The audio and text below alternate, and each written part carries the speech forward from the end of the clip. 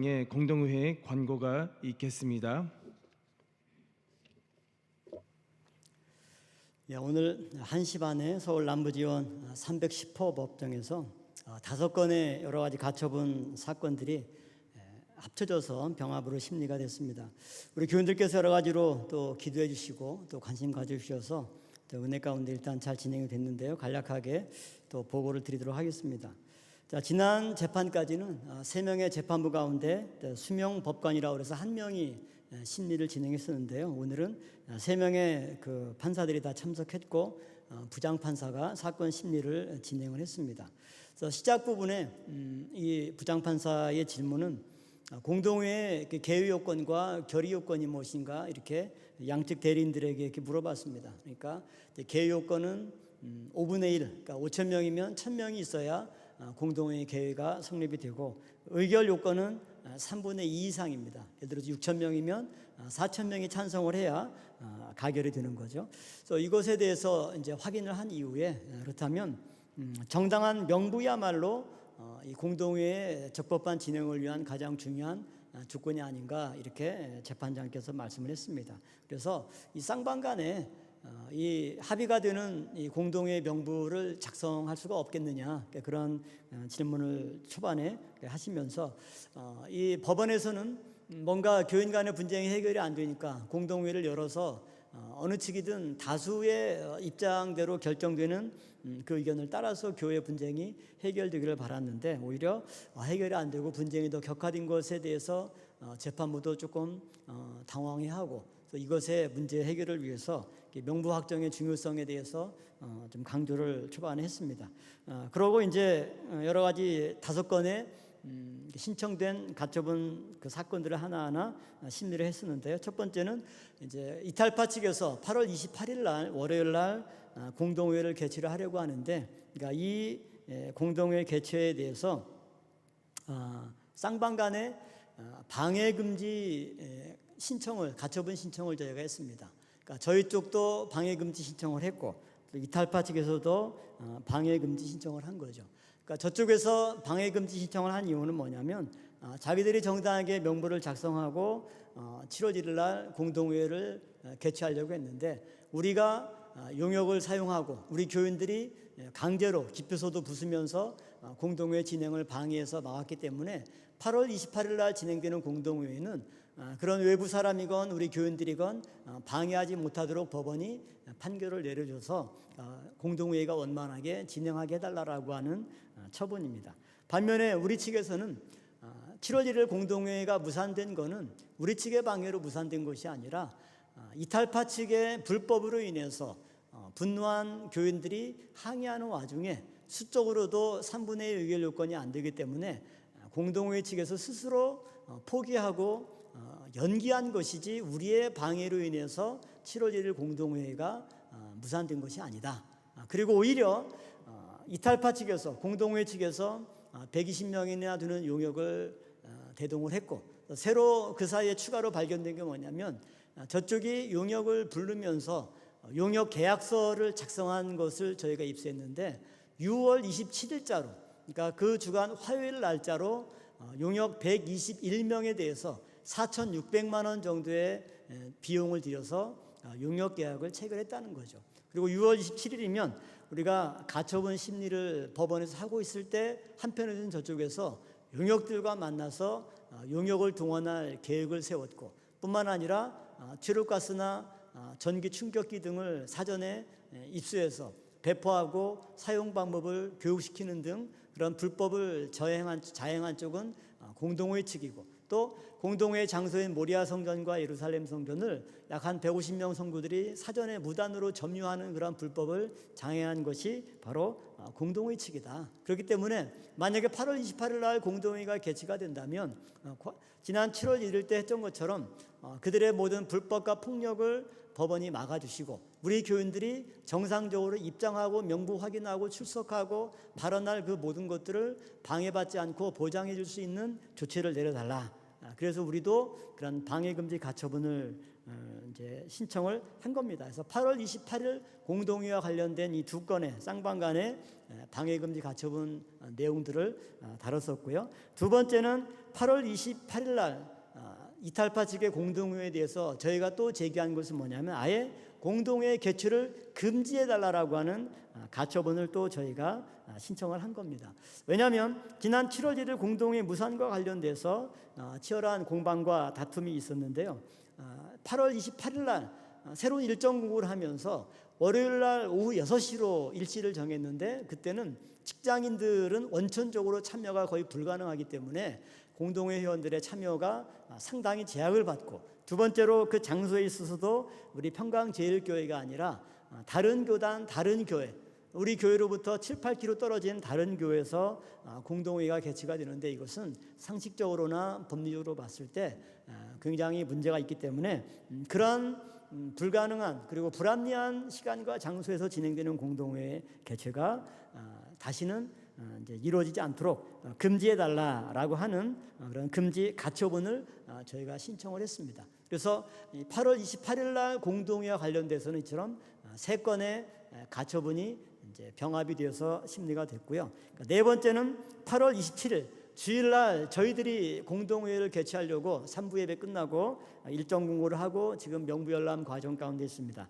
이 공동회에 대해서 이탈파 측에서는 공동회 개최 금지 가처분 신청을 한 거죠. 그 이유는 뭐냐면 우리가 공동회의 요건이 3분의 1의 청원으로 했는데 이 3분의 1 청원 요건이 미달됐다. 두 번째는 당회에서 의결했는데 당회 의결 자체가 자기들의 참여를 정문에서 원천적으로 봉쇄했기 때문에 불법이므로 무효다. 그러므로 8월 27일에 공동회 개최를 금지해달라라고 하는 처분을 이제 서울 남부지원에 한 겁니다. 저희 측은 3분의 1 청원에 하자가 전혀 없고 2,444명이 청원했기 때문에 거의 과반에 달하는 회원들이 요청했고, 그 다음에 당회원도 95명이 참여해서 절대 다수로 가결이 됐기 때문에 절차적으로 아무런 하자가 없으므로 금지할 명분이 없다라고 하는 답변을 저희가 한 것입니다.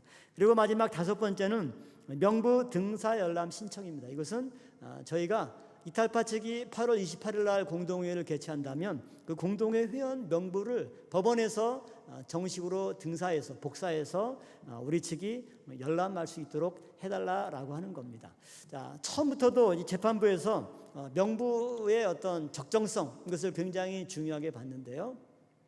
중간에 판사가 저쪽 이탈파 측 대리인에게 이제 묻기를 이 공동회 회원의 자격이 무엇이냐 이렇게 물으니까 그쪽 변호사가 19세 이상의 세례 교인입니다 이렇게 답변을 했습니다.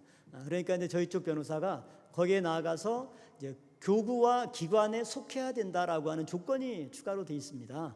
그러므로 공동회 측에서는 명부를 공개를 했다라고 하지만 그냥 남녀 구분만 있지 동명이인에 대한 구분도 불가능하고 교구나 기관에 대한 표시가 없기 때문에 그 명부의 어떤 적격성을 우리가 확인할 길이 없다. 그러므로 교구나 기관을 다 표시해서 우리가 이 사람이 적정한 회원인지 아닌지를 확인할 수 있는 그런 적정한 명부를 이렇게 공개해 주도록 우리가 이제 법원에 요청한 것이 명부 등사열람 신청입니다. 이처럼 총 5건의 이제 가처분 재판 신청이 27일과 28일 두 건의 공동회와 관련돼서 서울 남부지원에 제기가 됐고요.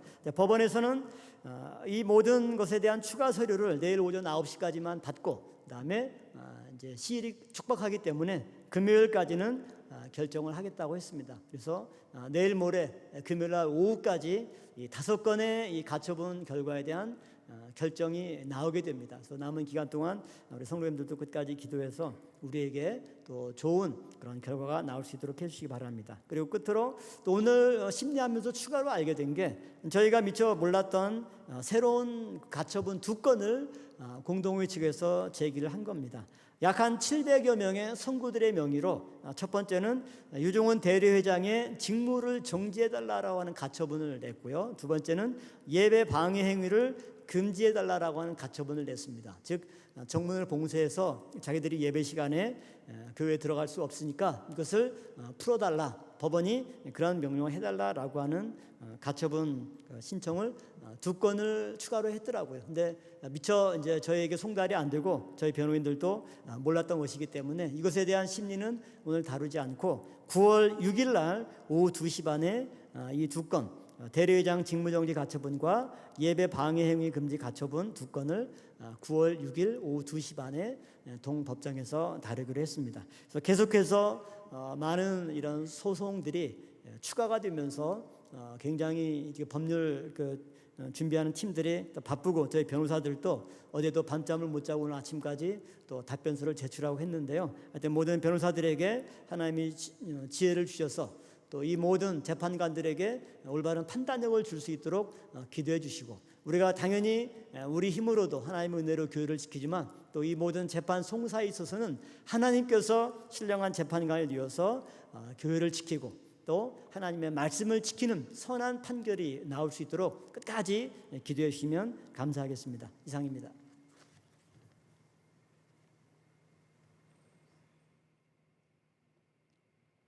이어서 선거관리위원회에서 공동회의 일정에 대해서 말씀드리도록 하겠습니다.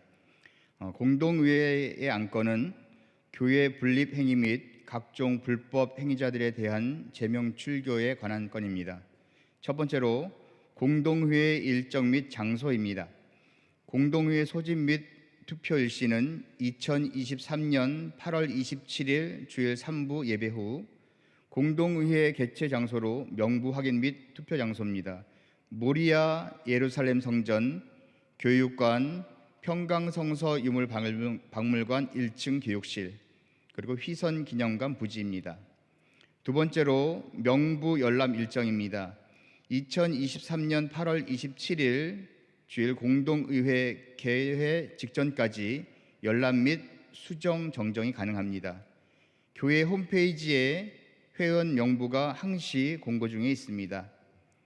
현장 열람 장소는 휘선기념관 부지와 회계실 접수처에 부착되어 있습니다. 일시는 8월 23일 수요일부터 8월 26일 토요일입니다. 시간은 13시부터 17시까지입니다. 또 공동회 당일날에는 반드시 신분증을 지참해 주시기를 바랍니다. 세 번째입니다. 명부 수정 정정 방법입니다. 각 교구, 기관 교육자를 통해서 사무국으로 요청해 주시면 되겠습니다. 수정 정정이 되지 않을 시 선거관리 규정 23조 투표의 제한에 의거 투표권 제한이 될 수 있습니다. 네 번째입니다. 투표 방식은 우리 교회 정관 13조 3항에 명시된 방식으로 합니다. 마지막 다섯 번째입니다. 공동의회 선거 관련 주의사항입니다. 교회 운영 규정 제115조 선거관리 및 선거운동 금지 등, 또한 선거관리 규정 제27조 선거운동 금지, 제28조 특정인 비방 등의 금지, 제29조 권징에 근거하고 있습니다.